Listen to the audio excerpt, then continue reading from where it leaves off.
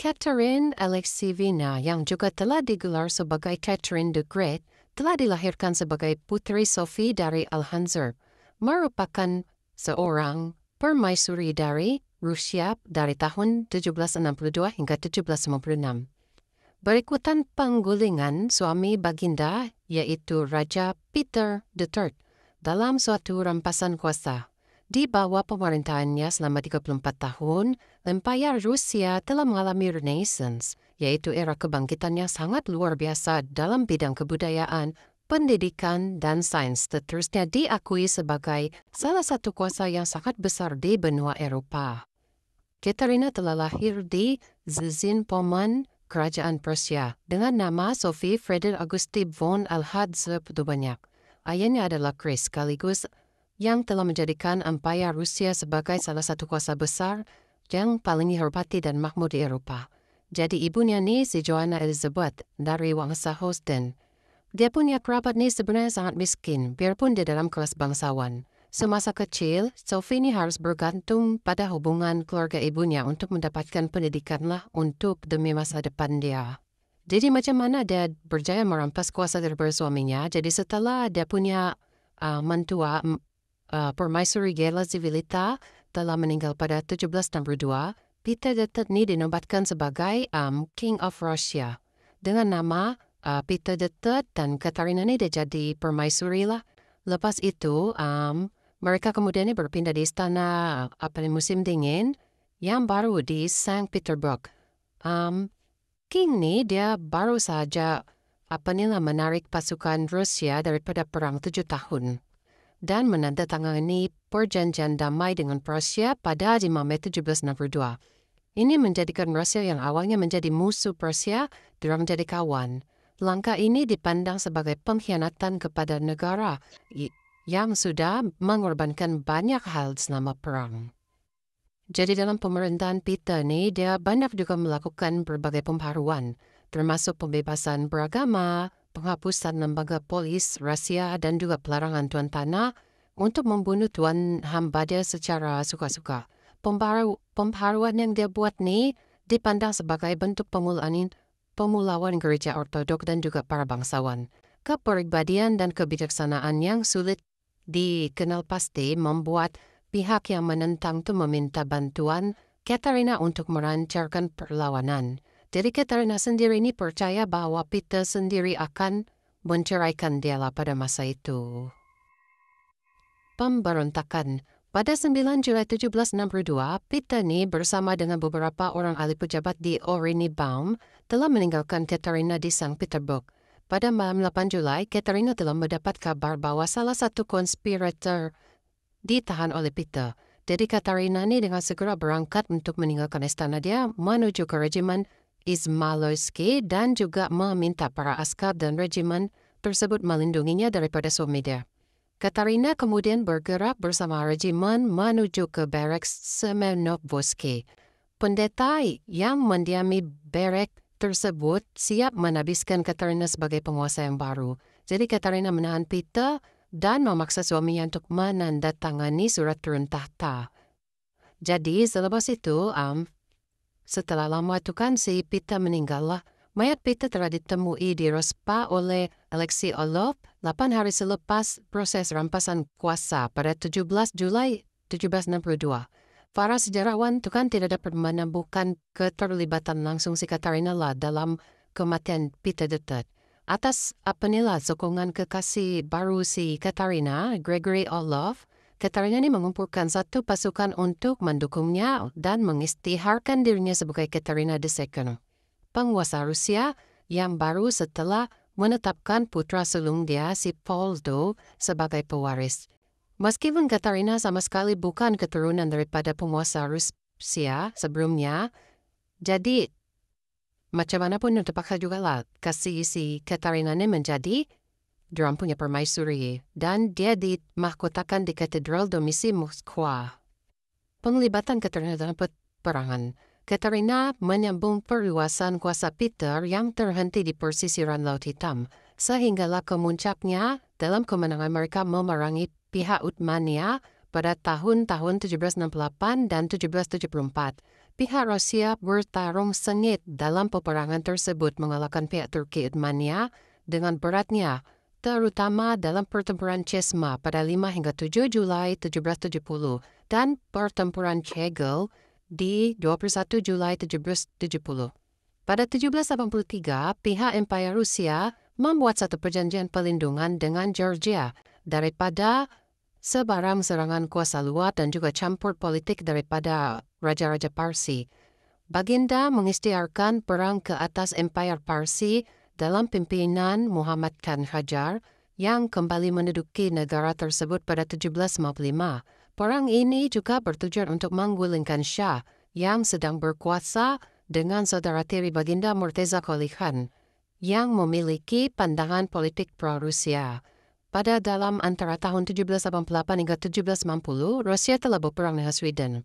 Cetusan daripada Baginda Raja Gustav yang mahu mengambil kesempatan dalam peperangan Rusia-Turki dengan menyerang Saint Petersburg secara terus-menerus. Amarda Baltik Rusia menggagalkan rancangan Gustav melalui suatu pertempuran yang sangat sering di Hockland pada 1788. Jadi Denmark juga mengisytiharkan perang ke atas Sweden pada tahun yang sama. Kekalahan Rusia dalam pertempuran Spinskert pada 1790 membawa kepada penandatanganan perjanjian Barala pada 1790, Ogos 14. Jadi, ini menjadikan mereka mengembalikan tanah rampasan masing-masing lalu mengesahkan perjanjian ABO.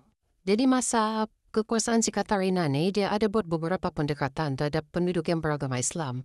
Umat Muslim dia tekankan untuk menukar agama mereka menjadi penganut ortodok, baik melalui keuangan maupun pemberian pengampunan kepada salah laku. Dia cubalah untuk menyuruh mereka untuk menganut ortodok. Meskipun begitu, jawatan kuasa perundangan 1767 telah menawarkan beberapa kursi perwakilan untuk umat Muslim dan menjanjikan bahwa memberikan perlindungan terhadap hak-hak beragama mereka.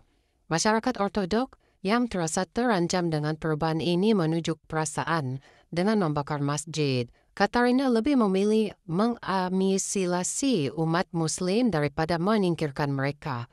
Setelah maklumat mengenai toleransi terhadap semua kepercayaan pada tahun 1773 dikeluarkan, umat Muslim diperkenankan untuk membangun masjid dan juga melakukan ibadah haji tanpa sebarang larangan. Katarina juga telah menyetujui pemberian bantuan pembangunan terhadap masjid-masjid dan juga kota-kota baru bagi kaum Muslim. Dengan ini, Baginda berharap dapat untuk mendorong masyarakat nomad yang di kawasan selatan itu untuk menetap. Dengan demikian, pemerintahan Rusia dapat mengendalikan orang yang lebih banyak, terlebih lagi daripada mereka yang sebelumnya yang tidak jauh daripada hukum Rusia. Sedangkan untuk umat Yahudi, Kerajaan Katarina menganggap mereka sebagai kesatuan yang terpisah dari lindungan empayar dengan sistem birokrat dan juga undang-undang mereka sendiri. Katarina membebankan umat Yahudi dengan cukai yang dikenakan 2 kali lipat lebih besar daripada umat mazhab ortodok. Dengan mengasimilasi Yahudi ke dalam ekonomi Rusia, Katarina memasukkan hak dan undang-undang mereka ke dalam Piagam Kota 1782. Banyak kaum ortodok Rusia yang tidak menyukai keterlibatan Yahudi, terutama dalam masalah ekonomi, dan Katarina tetap menjaga umat Yahudi agar tetap jauh daripada beberapa bidang ekonomi tertentu. Pada tahun 1785, Katarina telah menyatakan umat Yahudi sebagai warga asing lah. Jadi, pada masa kekuasaan Katarina juga telah terjadi pengambil alihan gereja secara perlahan-lahan. Anggaran biaya dan keuskupan diatur oleh pemerintah. Baginda menutup 569 daripada 954 biara dan juga hanya 161 yang terdapat tunjangan daripada pemerintah. Saat umat agama lain dapat kursi di legislatif, pemuka agama ortodok tidak mendapat hak yang serupa. Pendidikan agama juga ditinjau dengan ketat. Katarina juga bertindak memisahkan unsur agama dengan pendidikan rohani daripada pendidikan umum. Sokong bagian kesenian. Katarina ini dikenal sebagai pelindung kesenian, kesusastraan, dan pendidikan. Baginda sendiri mendirikan Institut Smolny yang merupakan tempat pendidikan bagi para puteri bangsawan. Baginda percaya bahwa pendidikan dapat mengubah hati dan pemikiran masyarakat Rusia lalu bangkit dari kemunduran. Ini berarti pengembangan individu baik secara moral maupun ilmu dapat memberi mereka pengetahuan dan keterampilan dan mendorong rasa tanggung jawab sebagai warga Empire Rusia. Kemangkatan. Pada awal pagi 16 November 1796, Katerina bangun awal merasa lebih segar daripada sebelumnya. Seperti yang diceritakan oleh seorang daripada dia punya dayang, Maria Perkushina, tidak lama sekitar waktu jam 9 pagi, Baginda Ratu itu ditemui pitam di lantai. Dengan muka dia ungu lah, bermasalah pernafasan dan nadi lemah. Jadi dokter diraja Baginda mendapati Baginda tu dia kena stroke. Jadi hal ini disahkan melalui bedah siasat. Beliau sedaya upaya untuk mencoba memulihkan keadaan seperti biasa, akan tetapi dia tidak berjaya dan dia kekal koma lah. Baginda Ratu tu telah dia berurapkan bagaimana yang secara lazim, macam mana kalau macam orang yang sedang sakit tu kan diurapi. Jadi Baginda mangkat pada malam esoknya lah, selepas dia dapat stroke tu kan, dia mangkat pada esoknya 9:45 malam. Satu warkah wasiat ditulis pada tahun 1792, ditemui oleh setiausaha Baginda Alexander Ferenczky Craforidvici. Ada menyatakan bahwa mayat Baginda dipersalinkan dengan pakaian putih dan juga mahkota emas bertulis nama Baginda, serta dikabungkan selama tidak lebih 6 bulan. Jenazah si Permaisuri Katarina ini dihias sedemikian seperti apa yang dia minta itu, dengan keranda berhias kain emas dan juga dipersembahkan di suatu kamar perkabuman pada 25 November pada tahun yang sama. Jadi selepas kemangkatan beliau, dia punya tahta itu diambil kepada anak dia. Itulah cerita tentang Catherine the Great, dan kalau kamu mau tahu lebih lanjut lagi tentang cerita ini, kamu boleh pergi download Hulu dan juga tengok macam mana cerita Catherine dalam wayang The Great. Jadi jangan lupa tonton. Saya juga sedang tonton wayang itu. Memang sangat bagus dan Anda juga harus meneruskan dan juga coba tengoklah wayang itu yang macam sejarah-sejarah semua kan. Jadi itu saja untuk hari ini. Thank you for watching dan okay, bye.